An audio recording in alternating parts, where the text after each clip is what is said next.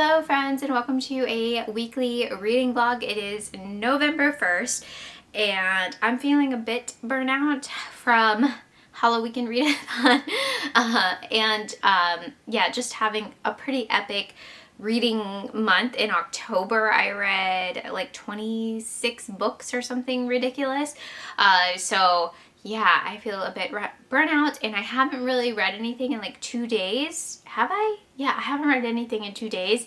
It has been very crazy. I had so much fun yesterday on Halloween. Alex and I dressed up as the Maitlands and we did the Halloween parade. We also walked in the parade and then walked home, and it was like so exhausting. And then sprinting for the final time, which was kind of sad. But anyways, that was last month. It's November now. What am I reading? I don't know. No. I am going to knock out some thrillers. I have All Good People here by Ashley Flowers. This is the Crime Junkie host. And then my loan came in from Libby for the audio of The Butcher and The Wren by Elena Urquhart. Urquhart, I probably totally said that wrong. But this is also another host of one of my favorite podcasts. So podcast books, podcast thrillers, I guess. The Butcher and the Wren's only 6 hours long, and I'm very excited for it.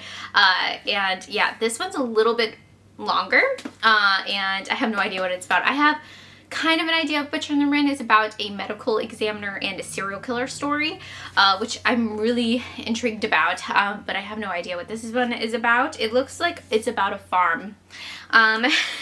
And then this week too, I really want to get to The Liminal Zone by Junji Ito. I'm reading this for Kelsey's nostalgic November readathon. I'm doing this for Forest, but I might try to fit this somewhere else if any of the stories like goes with any of the other prompts, because I have an idea for Forest actually. I don't know why I touched my nose like this. That was very barbarian. Boop. Ignore me. Ignore everything. But it is very beautiful out today. It's like 70 degrees, so I do kind of want to make it to the graveyard today to just walk around. I'm sick of walking, but I want to walk around the graveyard. And yes, I am going to attempt to film my October wrap-up now. Hopefully it will be quiet, because it is during the day on a Tuesday, so wish me luck, even though my wrap-up will be up before this. Anyways, I will check in later.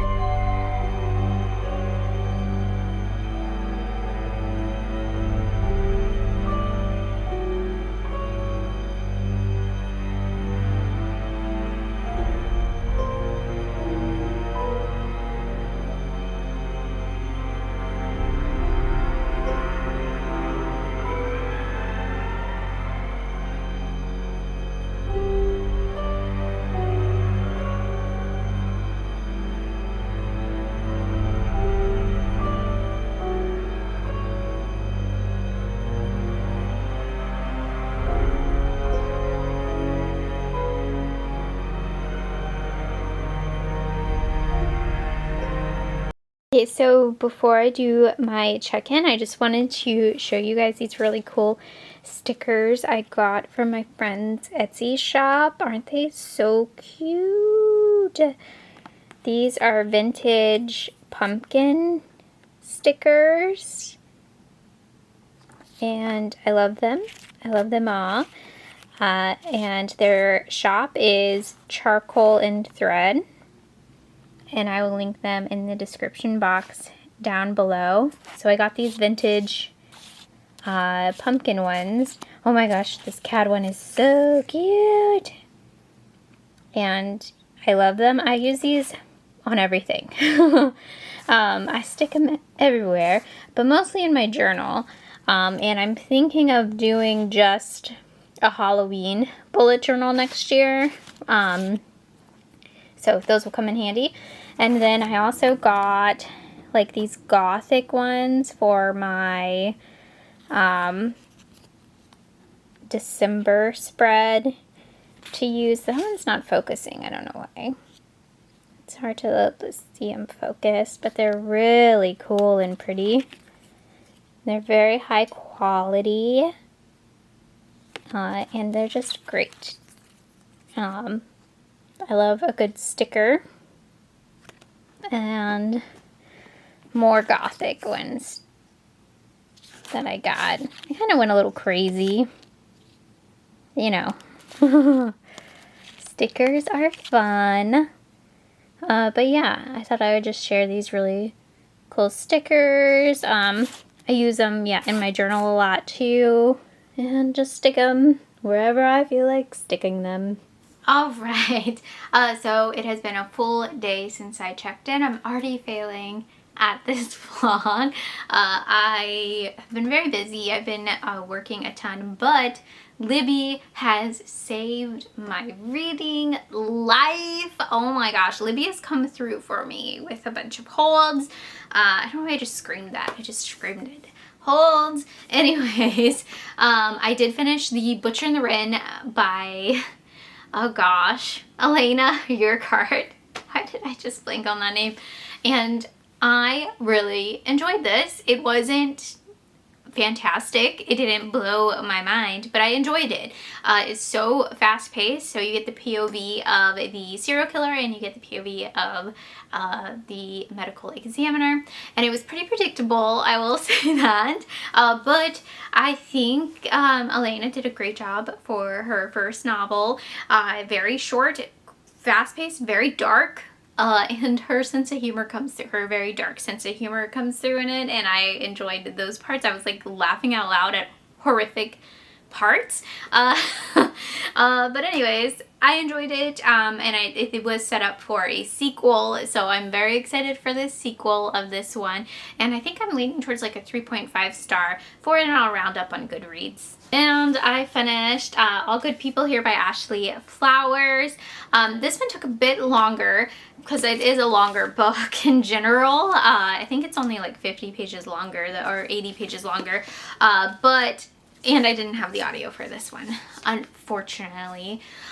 So this one is about a murder or kidnapping in a small town that leads to murder of a young child, and then it bounces back to 1994 where there was a similar case.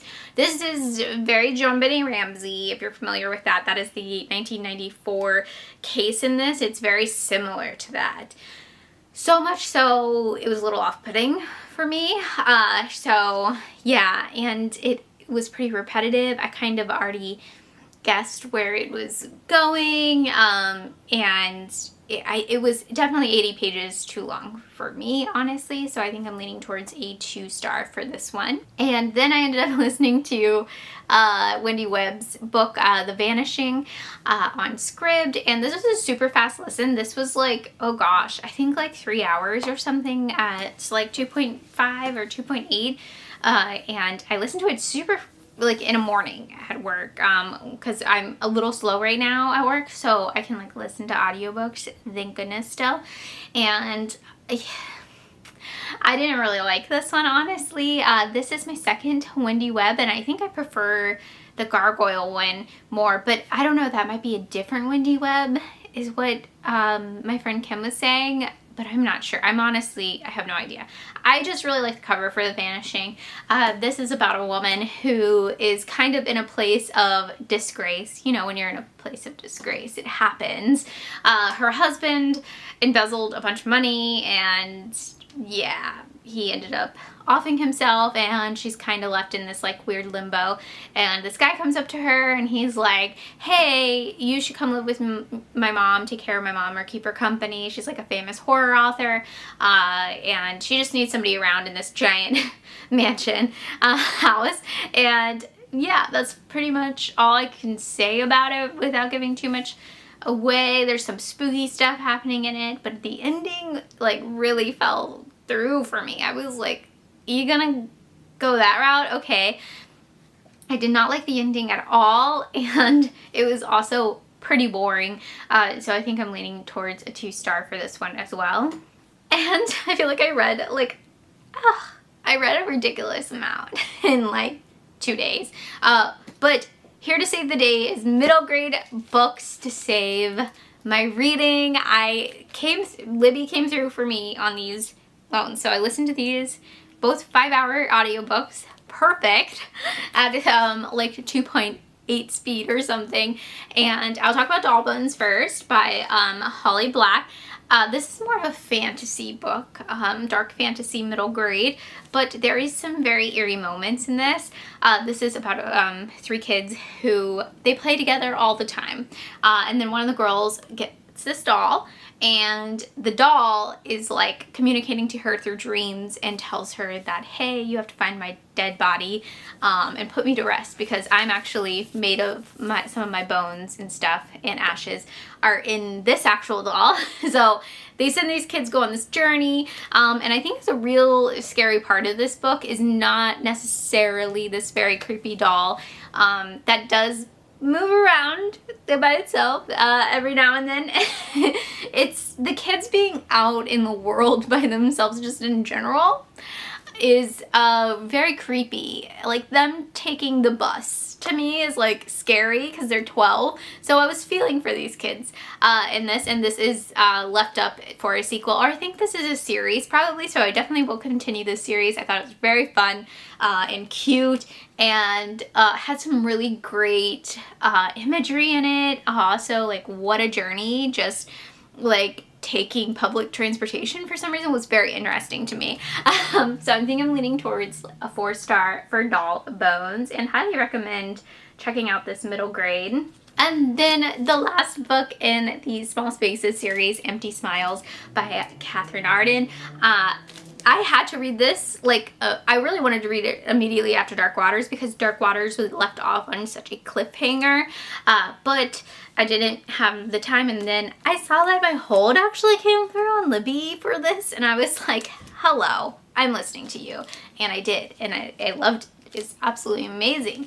I love this series so much, and I am using this for the November Nostalgia, Kelsey's Simon Slasher prompt for the book within a book, because technically this series started like that, and it kind of goes back to it a little bit, not a ton, but I can't really talk about this one a lot because it is the 4th and last book in the series, and it is clowns, as you can see. It is a carnival, a creepy carnival, and I absolutely loved it.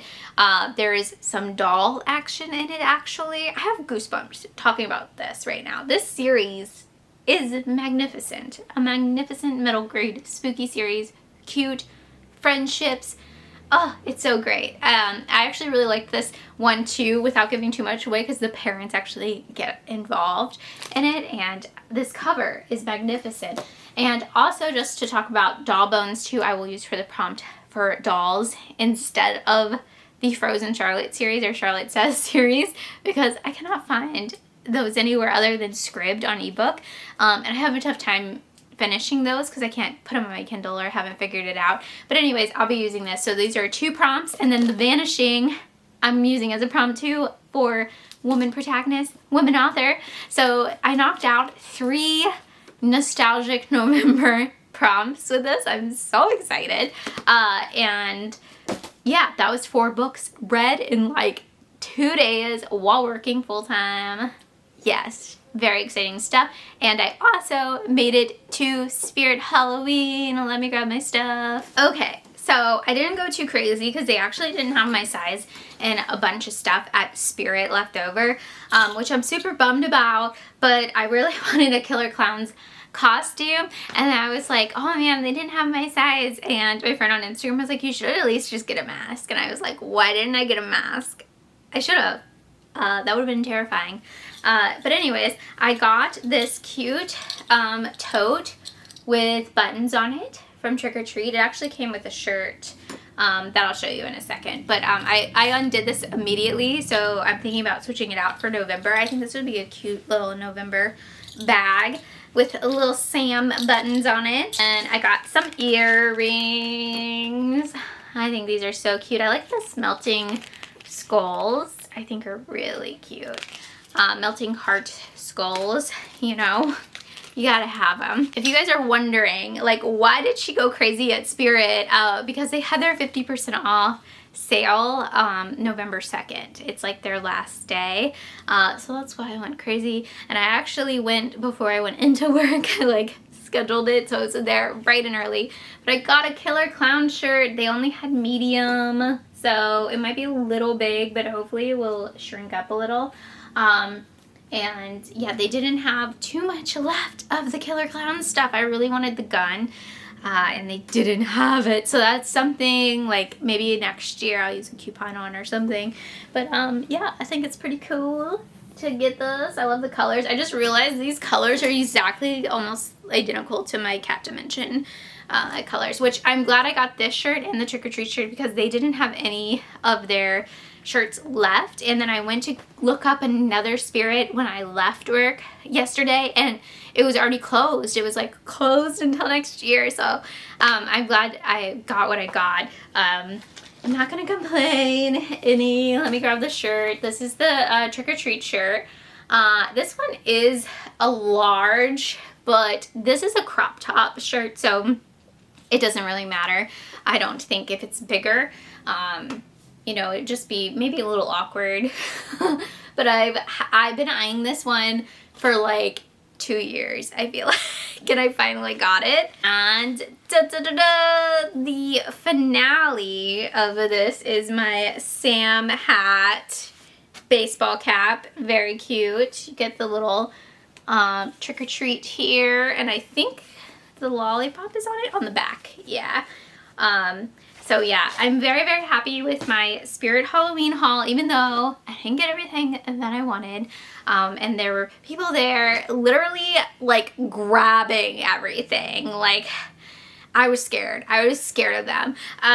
So I kept my distance, but this check-in has gone on so long. I will check in later. Okay, so it has been 2 full days since I've checked in.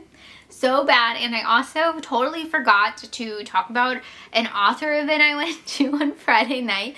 I went to Halloween Hangover that was hosted by my local Barnes & Noble at Libby Place. I'll link their Instagram down below. If you're in the Richmond area, they do like a bunch of horror stuff, or they have like a bunch of horror tables, and I hope they do this event again next year, or they hope they have like more horror authors like come, and it was really fun. They did readings and stuff. I didn't really get a chance to like sit down and like actually listen to a reading because I was trying. I was like very focused because I had all my books for everybody to sign. I will try to put in some pictures here, but I met Clay McLeod Chapman and we talked about Ghost Eaters, and I was like, yeah, I was the one that did the crypt picture, me and the ghost, and he is so nice. Oh my gosh, he's like the nicest person.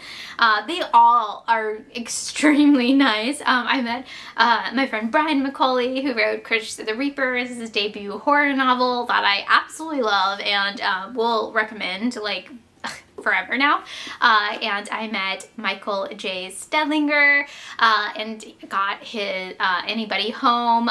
Let me grab it, and got him to sign it, and he is working on a sequel, which is super exciting. And who else did I meet? Oh my gosh, I met Brian Keene. And we talked about Paperbacks from Hell.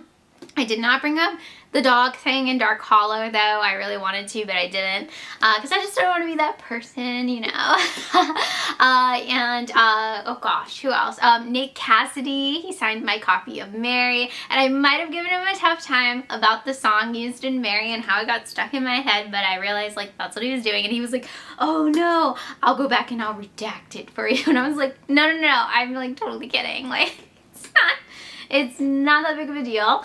Yeah, and Todd Kiesling I met, who signed my book Scanlines, and we talked about cats. He has 4 cats, and I told him that we have a black cat named Beans, and he's like, oh, he's a little void, and I was like, yes, he is, and he's scared of like black things now. Like he won't step on our bath mats that are black in our bathroom, and I saw him like really attempting to do it, and he got too scared, so I don't know what that's about. But anyways, I had so much fun, and Alex was super nice and took all the pictures for me, and you know, waited around when I was waiting for people to come back to the tables and stuff. Richard Scheismere was there as well, but I did not know he was going to be there, so I forgot my Gwendy books, and I should have just talked to him though, but oh well.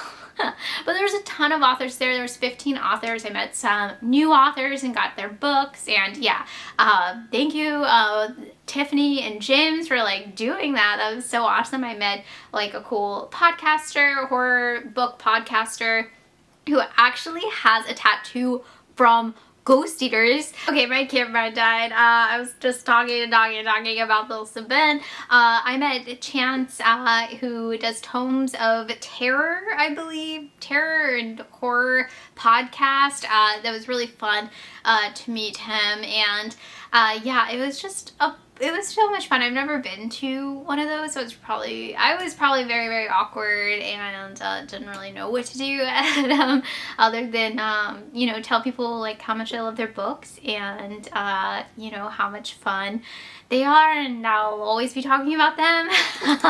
So yeah, that was really cool. Okay, so I guess I'll talk about some books that I read too. I did work a really long day on Saturday. I worked like 15 hours on Saturday, and whew, it was long, but I got some reading done. I actually started listening to From a Buick 8 by Stephen King on Scribd, I believe Friday, during the day while I was at work, after I finished listening to some other books I'll talk about, one book I'll talk about. Anyways, this was so weird.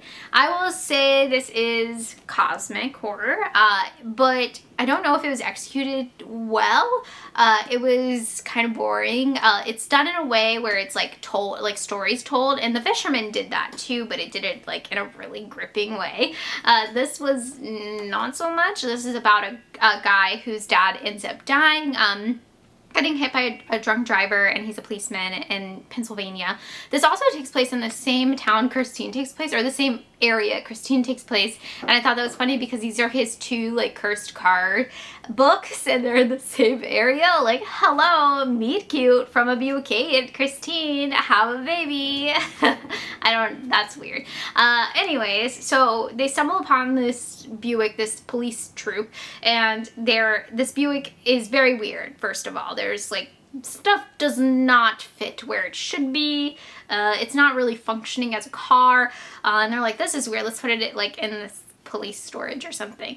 Oh, but then stuff starts to come out of it, like horrible, break your brain stuff, cosmic stuff, and that's when it kind of took a turn, and they started like doing experiments with like animals, so some animal cruelty in this, and not like gerbils and stuff and mice. That's the part that really got me. I was like, okay, like what's gonna happen? Are we gonna get an answer? You know, you don't get any answers. Anyways, I think I'm leaning towards like a 3.5, 4-star for this. I think I like Christine more because the characters in Christine are so good. And Christine is just angry, okay? From a Buick 8, I don't know what's going on with this car. I have no idea. It's a portal of some kind. That's it. Very weird, strange. People probably won't like it too because it's like police telling the story. And then, I don't know. It's very weird. How many times am I going to say that? And the other book I was talking about, I listened to Party Games by R.L. Stine. I read this for Kids Against Evil, for Nostalgia November, and I was not a fan of this one either. I think there is a sequel of this, actually, and maybe I will like it to like the two books together, but I don't know if I'm going to even read the sequel. This is about party games, you know.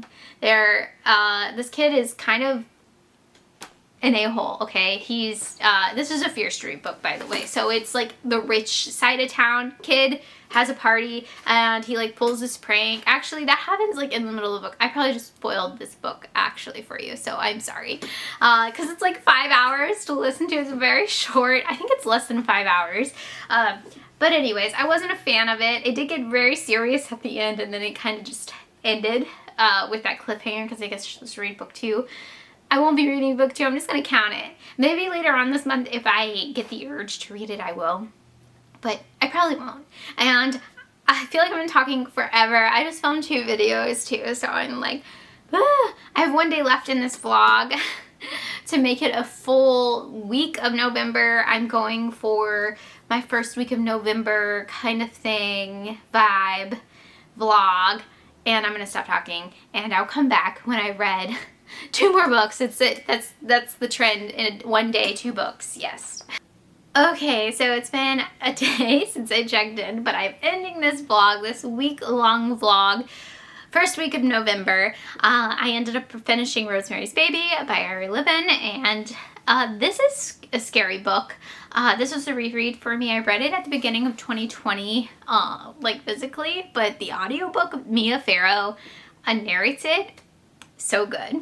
She does Minnie's voice perfectly, and it creeped me out. It was like very reminiscent of the movie, and also the dream sequence in it is startling and eerie, and it felt like you were in Rosemary's place almost while that description is happening, and it gave me chills. So 5 stars again. I gave it 5 stars the first time I read it, giving it 5 stars now, and I'm using this for the prompt for Witches for Nostalgia November.